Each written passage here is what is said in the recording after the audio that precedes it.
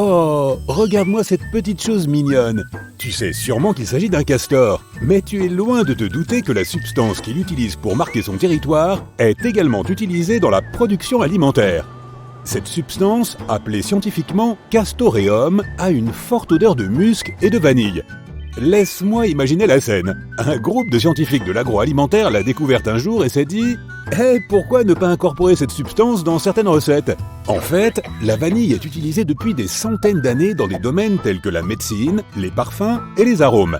Mais dernièrement, la vraie vanille est devenue une denrée rare et les choses se sont donc compliquées. En revanche, l'arôme qui provient du derrière d'un castor, ah c'est vrai, j'ai oublié de le mentionner. Cette substance est souvent un mélange de sécrétions glandulaires et d'urine. Une glace à la fraise, pour moi s'il vous plaît. Quand tu étais enfant, tu te souviens avoir fait des pâtés de sable dans un bac à sable ? Sans aucun doute, tu as dû avaler du sable au moins une fois.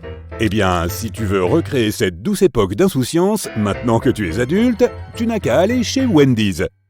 La rumeur dit qu'ils utilisent du sable comme agent anti-agglomérant dans leurs recettes. Ça a l'air plutôt flippant, non ? Intéressons-nous de plus près à la question et ne prenons pas de décision hâtive. Tout d'abord, cet anti-agglomérant s'appelle le dioxyde de silicium. Non, il ne s'agit pas simplement de sable ramassé sur une plage. Disons que le sable n'est qu'un autre nom pour le dioxyde de silicium. Son nom est encore plus effrayant. Certains l'appellent poudre de verre. Quoi qu'il en soit, le dioxyde de silicium est utilisé pour prolonger la durée de vie des plats et empêcher la formation de grumeaux afin que la texture reste parfaite. Il est souvent utilisé dans les mélanges de pâtisserie à base de farine et même dans les cosmétiques. Contrairement à la vanille, le dioxyde de silicium a certes un nom terrifiant, mais aussi un large éventail d'utilisations, allant du ciment au verre en passant par les additifs alimentaires. Parlons de la lanoline. Prends n'importe quelle crème, pommade ou même chewing-gum. On y trouve de la lanoline dans leur composition. Maintenant, jouons aux devinettes. De quoi est faite la lanoline ? Elle est principalement composée de plantes, de boue, de laine de mouton. Ceux qui ont voté pour les options A et B, désolé les gars, mais vous avez tort. Vous aurez sans doute plus de chance la prochaine fois. Ceux qui ont choisi l'option C, félicitations.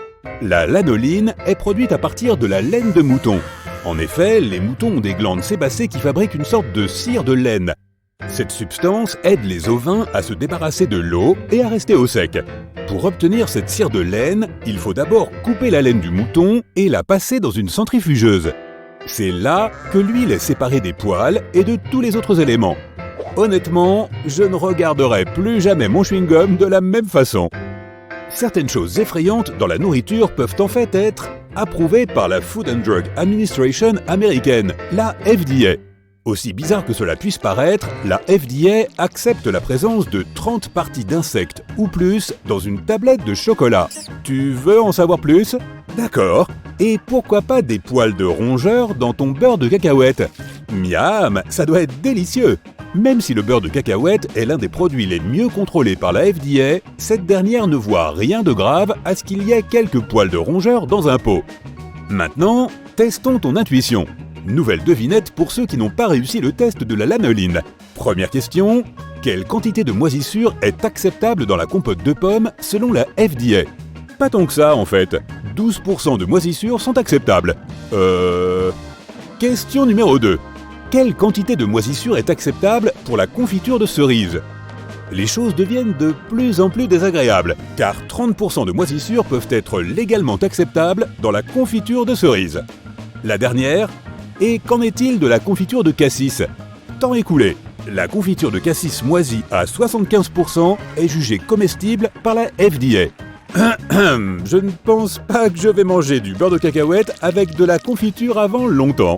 Imaginons maintenant que tu remarques soudain une mouche dans ton verre. Est-elle en train de faire du dos crôlé ?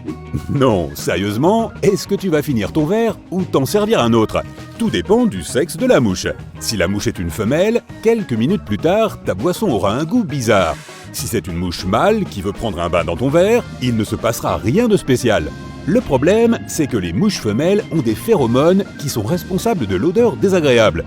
Et même si l'on repêche la mouche instantanément, la boisson peut tout de même perdre sa saveur d'origine, car il suffit d'un nanogramme de phéromones pour cela. Mais comme tu ne pourras probablement pas déterminer le sexe de la mouche, tu devrais dans tous les cas te servir un nouveau verre. Certes, une mouche dans ton estomac ne te fera pas de mal, mais c'est plutôt dégoûtant, non ? Tu as déjà mangé des aliments en conserve ? Oui ? Oh, alors il y a de fortes chances pour que tu aies déjà avalé des asticots. Ces bestioles se trouvent dans tous les types d'aliments. Des tomates en conserve ? C'est sûr. Des champignons en conserve ? Absolument. Les asticots en raffolent. Ils les adorent tellement qu'on estime pouvoir trouver 20 asticots pour 100 grammes de champignons égouttés. Désolé, il n'y a rien à faire, il faut juste l'accepter. Des gens ici qui n'aiment pas le fromage ? Peut-être que ce qui va suivre va en calmer certains. Tu te souviens de l'agent anti-agglutinant utilisé pour le poulet de Wendy's ? Le fromage peut lui aussi faire des grumeaux. Pour l'éviter, les fabricants utilisent de la sciure de bois. Je plaisante, je ne parle pas de la sciure de bois produite lors de la fabrication de meubles. Je parle de la cellulose. Pas de panique, une portion de fromage ne contient pas plus de 3,5% de cellulose, ce qui est nutritionnellement acceptable. Il convient d'ajouter une précision importante. La cellulose n'est utilisée que pour la production et l'emballage du fromage râpé. Par conséquent, si tu achètes un morceau de fromage et que tu le râpes à la maison, il ne contiendra pas de cellulose. Chaque fois que tu manges du pain, tu ingères aussi, sans le savoir, des cheveux humains ou des plumes de canard. Si les choses sont assez évidentes en ce qui concerne les cheveux humains, par exemple, ils peuvent se retrouver accidentellement dans une boulangerie, même si, bien sûr, cela ne devrait jamais se produire, elles ne sont pas aussi faciles à comprendre en ce qui concerne les plumes de canard. Décidément, oui, dans notre alimentation, on trouve des choses pas franchement attendues. Pour produire du pain en masse, les fabricants utilisent souvent des conditionneurs de pâte.